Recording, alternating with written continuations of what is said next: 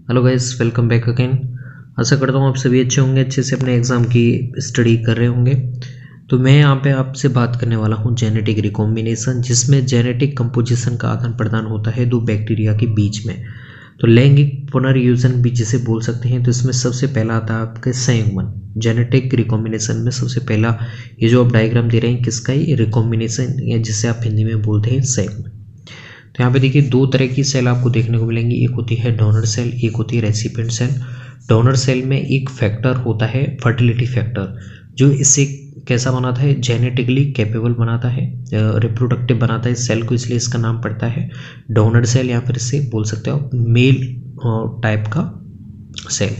जबकि ये कैसा है, रेसिपिएंट सेल है, इसमें फर्टिलिटी फैक्टर है F- बोला है हमने, यानी कि फर्टिलिटी फैक्टर यहाँ पे एब्सेंट होता है और ये इसका गुणसूत्र है। तो ये दो अलग अलग आपके बैक्टीरियाज हो गए, एक F+ हो गया, एक F-, ये मेल टाइप का हो गया, ये फीमेल टाइप का हो गया। ठीक है, अब देखिए दोनों के बीच में जब जेनेटिक रिकॉम्बिनेशन होगा तो एक ट्यूब के द्वारा दोनों कनेक्ट हो जाते हैं और उसमें उस टाइम पे जेनेटिक कंपोजिशन का आदान प्रदान होता है। तो यहाँ पे देखिए ये जो आपका गुणसूत्र था इसका क्या होता है, एक जैसा दूसरी कॉपी बनती है, सेम डुप्लीकेट क्रोमोसोम बनता है। ठीक है, तो इसका नाम हमने डोनर सेल बोल दिया है और इसका रेसिपिएंट सेल है, जैसा कि आप देख सकते हैं। अब देखिए क्या हुआ है यहाँ पे, सबसे पहले इसका रेप्लिकेशन होगा, इसकी जैसे एग्जैक्ट कॉपी डोनर सेल के पास में आ जाती है। अब क्या होगा, जब ये एक दूसरे से ट्यूब के द्वारा कनेक्ट हो जाएंगे दोनों F+ और F-, तब ये कंडीशन आपको देखने को मिलेगी। ये जो है आपका F फैक्टर है, ठीक है, जिसकी वजह से जनन योग्य बनाता है इस कोशिका को। इसके पास से गुणसूत्र खंडित हो जाता है, लेकिन उसका जो क्रम है वो रैखिक होता है, क्रम में कोई दिक्कत नहीं आती, बेस पे ऐसे कैसे जुड़े रहते हैं, लेकिन एक स्थान से कट जाता है। अब ये जो है ट्यूब के द्वारा दूसरे सेल जो रेसिपिएंट सेल थी उसमें जाने लगता है। ठीक है, तो कुछ समय के लिए ये रेसिपिएंट सेल कैसी थी, अगुणित थी। जैसे ये इंटर होने लग जाता है इसमें रिकॉम्बिनेशन के टाइम पे, तो ये कैसे हो जाती है, कुछ समय के लिए, बहुत ही अल्पकाल के लिए द्विगुणित होती है। ठीक है, तो इसके बाद में देखिए, इसके बाद में ये कंडीशन यहाँ पे आप देख सकते हो, जैसे आप बोल रहे हो रेसिपिएंट सेल को जेनेटिक हाइब्रिड, लेकिन ये कुछ समय के लिए द्विगुणित होती है और कुछ समय बाद जैसे ट्यूब बंद होती है उससे पहले ही ये आपका फर्टिलिटी फैक्टर मेल के पास ही पहुँच जाता है, मेल कोशिका के पास में। इसीलिए ये नर है, नर ही बना रहता है, जबकि मादा है वो मादा ही बनी रहती है। अब देखिए ये जो टाइम है, ये जो टाइम पीरियड है कुछ समय के लिए आता है, ये अल्पकाल के लिए होता है, बहुत ही नैनो सेकंड के लिए होता है। तो उस टाइम के लिए तुरंत आएगा और ये फर्टिलिटी फैक्टर वापस से हम पहुंच जाएगा।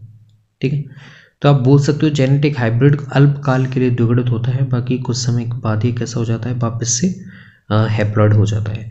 जबकि ये जो है आपका फर्टिलिटी फैक्टर मेल में ही रहता है, यानी कि डोनर सेल में बना रहेगा। इसकी वजह से डोनर सेल हमेशा मेल रहेगा, जबकि रेसिपिएंट सेल हाइब्रिडाइजेशन के बाद या फिर आपके संयुग्मन या फिर आप जैसे आप बोल रहे हैं कॉन्जुगेशन बाद में भी F- या फिर मेल फीमेल टाइप का बना रहेगा। ठीक है, तो यहाँ पे हमने देखा जेनेटिक रिकॉम्बिनेशन में क्या हुआ, सबसे पहले मेल टाइप में जो क्रोमोसोम था उसकी कॉपी बनी। कॉपी बनने के बाद में जैसे ट्यूब के द्वारा कनेक्ट होते हैं उस टाइम पे ये क्रोमोसोम वाला पार्ट है ये इसमें ट्रांसफ़र होने लगता है और ये नैनो सेकंड के लिए पूरा अंदर आ जाता है, लेकिन फर्टिलिटी फैक्टर वापस से अंदर चला जाएगा और ये गुणसूत्र भी वापस से इधर आ जाता है। तो आप बोल सकते हो हाइब्रिड जो बनता है रेसिपिएंट सेल में वो कुछ समय के लिए कैसा बनता है, मेल बना देता है इसे, क्योंकि इसमें फर्टिलिटी फैक्टर आ गया। जैसे इसमें आ जाएगा ये F+ हो जाता है, लेकिन ये बहुत ही अल्प समय के लिए होता है। इसके बाद में हम पढ़ेंगे आपके कंजुगेशन के बाद में रूपांतरण और पारक्रमण।